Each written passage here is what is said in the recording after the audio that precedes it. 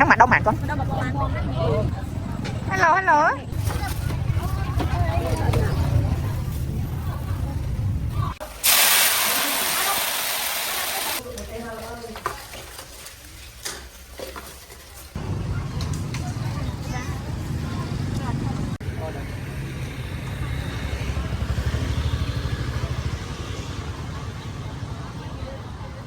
This morning, I take you to San Monorom Market in Mondulkiri, Cambodia, a place that comes alive at dawn.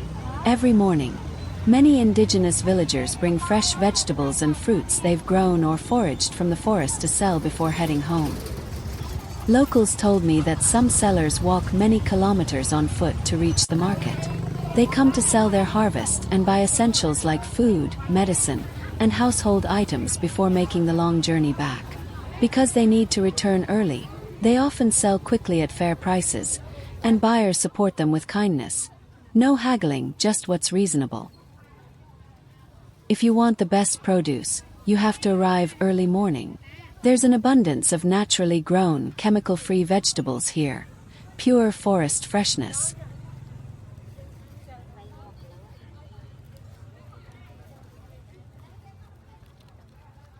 Today's special find is the chongret, wild centipede, foraged from the land and forests. It's larger than farmed varieties and known for its unique flavor. I bought some to fry at home, and in this video I'll also show you how we fry chongret the simple, tasty way. Beyond food, this video is about the everyday resilience and warmth of Cambodian people. From rice fields to forest harvests, our culture turns local ingredients into delicious meals and snacks. I'll keep exploring traditional menus and unique Khmer dishes in future videos. Stay tuned.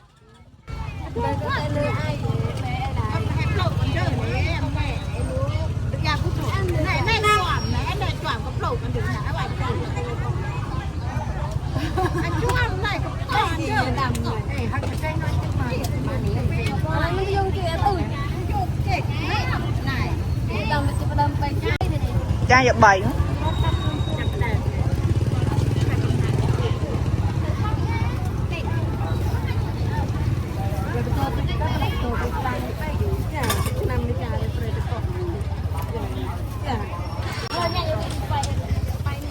If you plan to visit Cambodia, don't miss markets like Sen Monorom. You'll fall in love with the flavors, smiles, and the authentic rhythm of local life.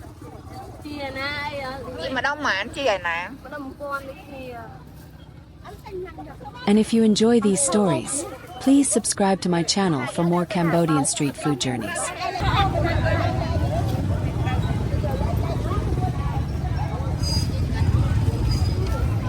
Bay đông phay phèm á nó.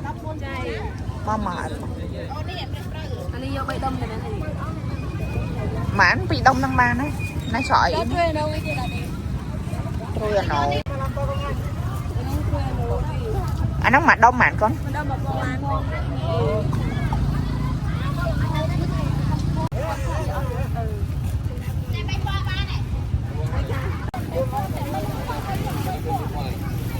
Cái tùng tôm trong mồm tại đó nó ní ba đấy.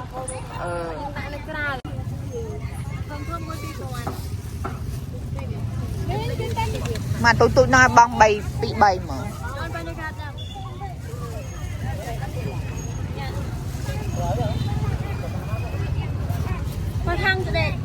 Cho thông đấy à, thống của thủ ta lại thu chiêng này.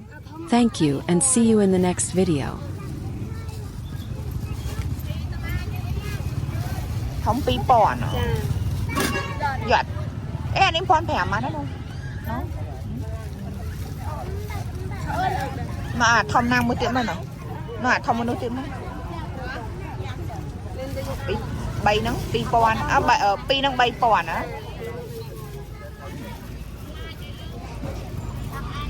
Thế.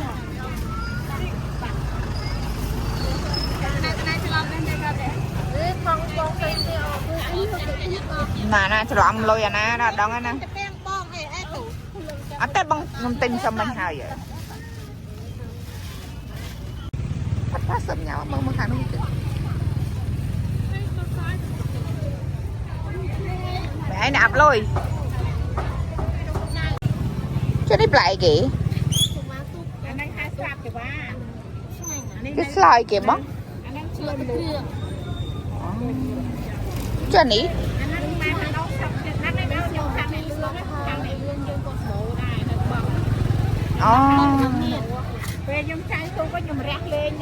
nó đi việc đôi này đôi viên đại đôi lập chu của mình đằng giống hả ô đang xây thế nạn này rồi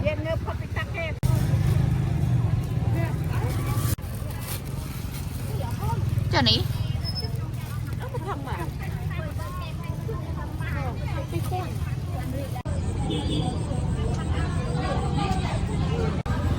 hello hello hello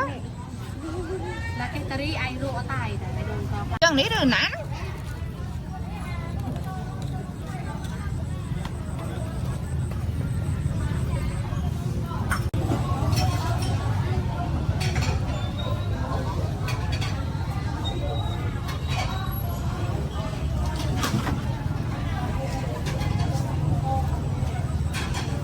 ô ớt bà này không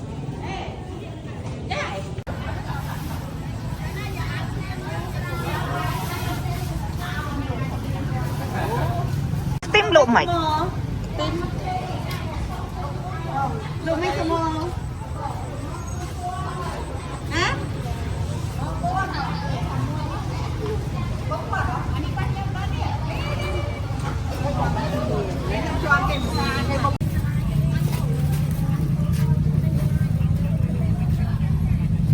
nháy màn nhanh bự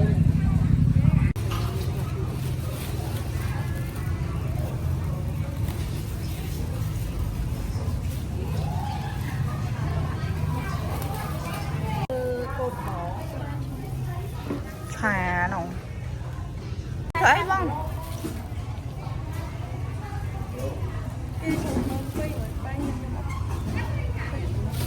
vô chọn peนี่หรอ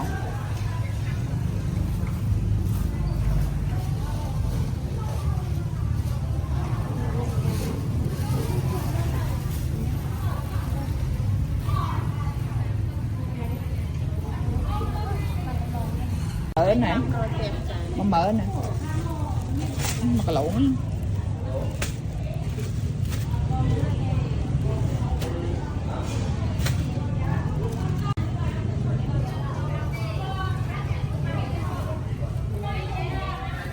cho nên mà đông mặn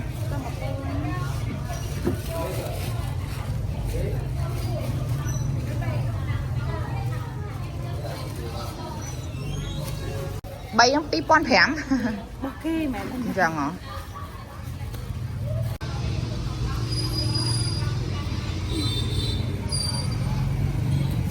mã màn bóng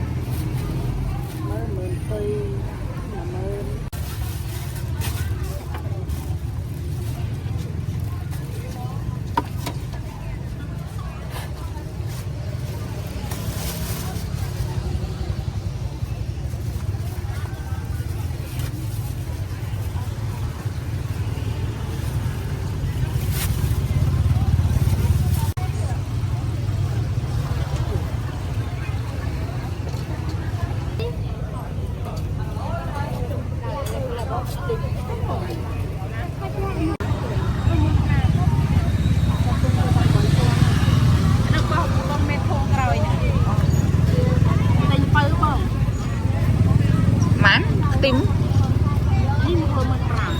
ôi lại mày ok nè rồi còn chờ luôn bố viếm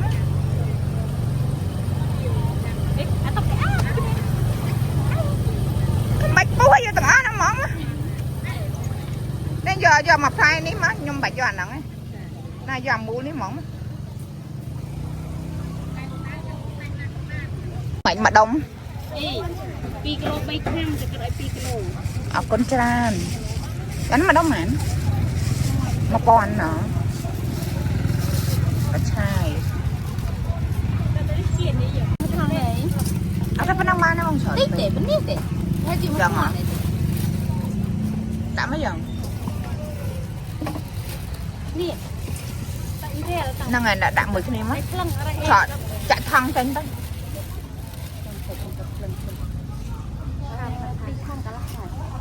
Bí kham cả lon. Đậm á. Cái đó lúc khâu giỏ đấy.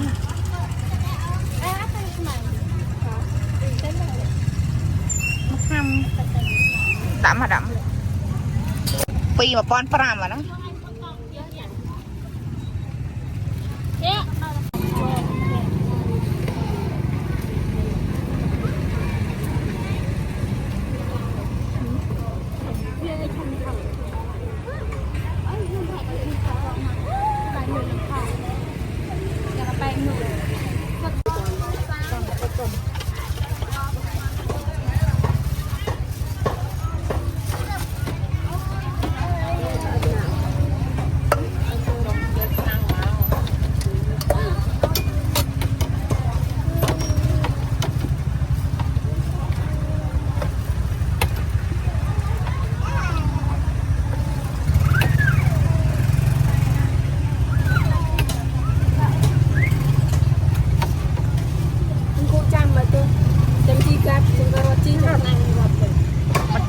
Mà thang mà đặt hóm á, đặt hóm á. Ôi, phẹp thang ăn vô bà hạt tê, vô sai. Hả?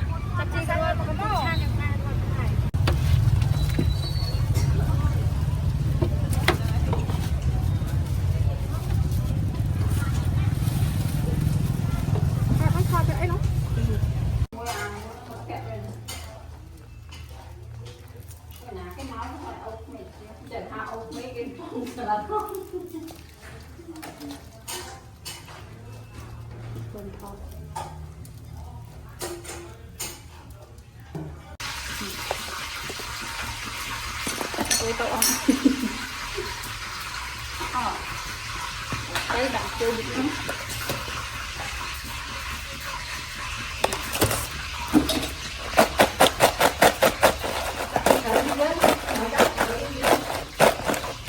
Phải ăn sắp tới đậu rồi tí này.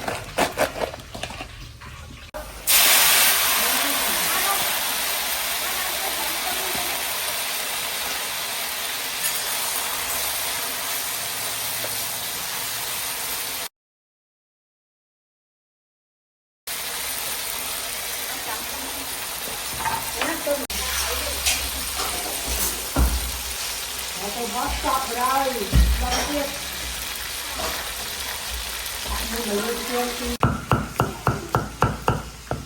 Dần dần dần dần con chữ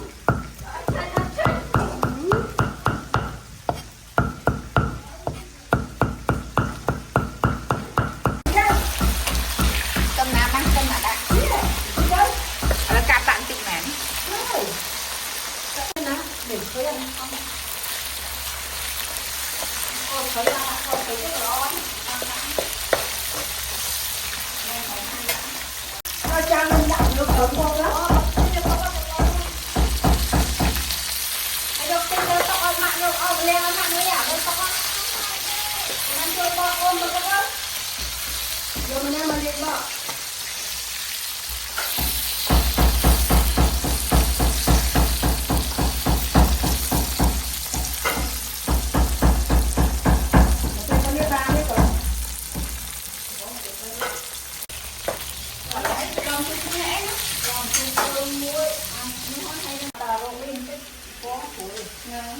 Tại thằng kia đang tham phố cái của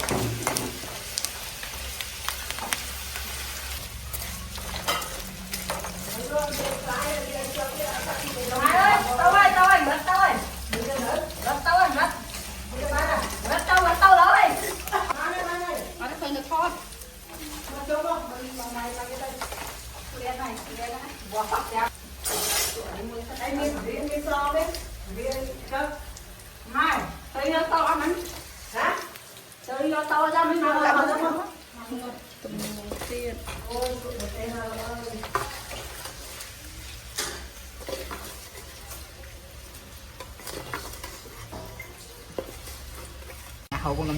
Thank you and see you in the next video.